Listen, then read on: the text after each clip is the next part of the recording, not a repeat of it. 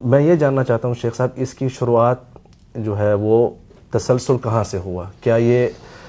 شروعات جو ہے تشکیک وحی عقل و نقل پر تھا، یا پھر شروع سے ہی انکار ذات الہی کے حوالے سے تھا؟ جزاکم اللہ خیر، اللہ تعالیٰ آپ کو جزائے خیر عطا فرمائے، جو خدمات آپ انجام دے رہے ہیں اسے قبول فرمائے۔ جہاں تک الحاد کا تعلق ہے تو الحاد کے تعلق سے اگر ہم غور کریں، چونکہ الحاد بھی در حقیقت مغربی دنیا سے ہم تک آیا ہے، تو مغربی دنیا کی تاریخ اور ویسٹرن سویلائزیشن کی تاریخ کو جاننا بہت ضروری ہے اس کے روٹس کو جاننے کے لیے۔ مغربی دنیا کی تاریخ یعنی ویسٹرن سویلائزیشن کی تاریخ کو، یا ہم یہ کہہ سکتے ہیں کہ 3 مراحل میں ہم اسے تقسیم کر سکتے ہیں۔ ایک جو سب سے پہلا مرحلہ ہے وہ کلاسیکل ایرا ہے، قدیم دور، جو تقریباً حضرت عیسیٰ علیہ السلام کی ولادت سے 300 سال پہلے سے شروع ہوتا ہے، اور حضرت عیسیٰ علیہ السلام کے بعد 400 سال تک تقریباً یہ رہتا ہے۔ یہ کلاسیکل ایرا ہے۔ اس زمانے میں جو ہے یونانی فلسفے کا بہت زیادہ غلبہ تھا، اور ایسے افراد کہیں کہیں نظر آنے شروع ہو گئے تھے جو ہر چیز کو یعنی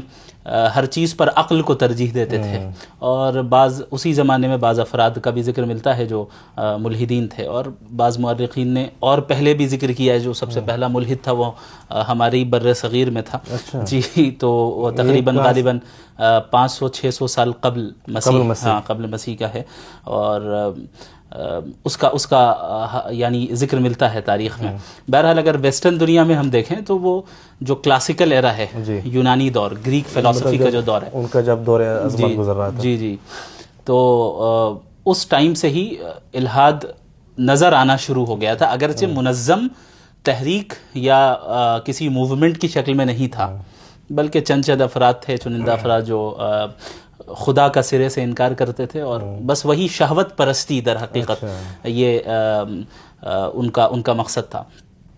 پھر حضرت عیسیٰ علیہ السلام کے 400 سال کے بعد سے لے کر 1400 سال تک، 1400 سال عیسوی تک، تقریباً 1000 سال کی جو مدت گزری ہے، یہ میڈیول پیریڈ ہے جسے قرون وسطیٰ کہا جاتا ہے، اور ویسٹرن دنیا اس پیریڈ کو ڈارک ایجز کے نام سے پکارتی ہے۔ اس کی وجہ یہ ہے کہ یہ جو 1000 سالہ مدت رہی ہے، اس میں مذہب کی حکومت رہی، کرسچنز کی حکومت رہی، لیکن آپ جب کرسچینٹی کی تاریخ کو پڑھیں گے تو آپ کو پتہ چلے گا کہ حضرت عیسیٰ کے بعد جو ہے چند سالوں کے بعد ہی جو ہے اس دین میں تحریف آ گئی، کرسچینٹی میں، اور پھر ظاہر ہے جو 1000 سالہ مدت گزری ہے، اس میں مذہب کی حکومت اس معنی میں ہے کہ جو مذہبی لوگ تھے وہ اپنی چلاتے تھے، یہ تو نہیں کہ اللہ کی وحی کے مطابق چلاتے تھے یا حضرت عیسیٰ علیہ السلام کی تعلیمات کے مطابق چلاتے تھے، چونکہ اس میں انہوں نے تبدیلیاں پیدا کر دی، تحریف پیدا کر دی، اور مذہب کا نام دے دیا، تو بڑا ظالمانہ دور وہ گزرا، یہاں تک کہ لوگوں کو بائبل تک پڑھنے کی اجازت نہیں تھی، کہ عام انسان بائبل نہیں پڑھ سکتا، وہ جو پادری ہیں، جو پریسٹ ہیں، بس وہی پڑھیں گے، وہی بتائیں گے، وہی، اور جو پوپ کی طرف سے جو حکم آ گیا وہ سمجھا جاتا تھا یہ منزل من اللہ ہے، اللہ اکبر، جبکہ اسلام میں ایسا نہیں ہے۔ ہمارے یہاں جو خلافت اور خلیفہ کا بھی تصور ہے، اس کے اوپر بھی کتاب و سنت ہے، یعنی خلیفہ بھی کتاب و سنت کا پابند ہوتا ہے، اور ایسا نہیں ہے کہ مخصوص طبقہ ہی صرف دین کا علم حاصل کرے، جو چاہے وہ کر سکتا ہے، سب کے لیے اختیار، سب کے پاس اختیار ہے کہ جو چاہے وہ قرآن کا علم حاصل کرے، لیکن اس 1000 سالہ مدت میں اس طرح استحصال کیا گیا عوام کا اس مذہبی طبقے کی طرف سے مذہب کے نام پر، اور پھر بہت سی خرابیاں رہیں، یہاں تک کہ سائنس وغیرہ کو پڑھنے اور ماڈرن سبجیکٹس کو پڑھنے پر تو بہت زیادہ پابندی تھی۔ بسا اوقات بعض مورخین نے یہ بھی ذکر کیا ہے کہ اگر پتہ چل جاتا کہ فلاں شخص نے جو ہے سائنس کا علم حاصل کیا یا ماڈرن ایجوکیشن کو حاصل کیا اور وہ مر چکا ہے، تو اسے قبر سے نکال کر جلایا جاتا تاکہ دوسروں کے لیے عبرت بنے۔ ایسے واقعات ذکر کیے گئے ہیں تاریخ میں۔ تو اب یہ 1000 سالہ جو ظلم و استبداد کا دور رہا ہے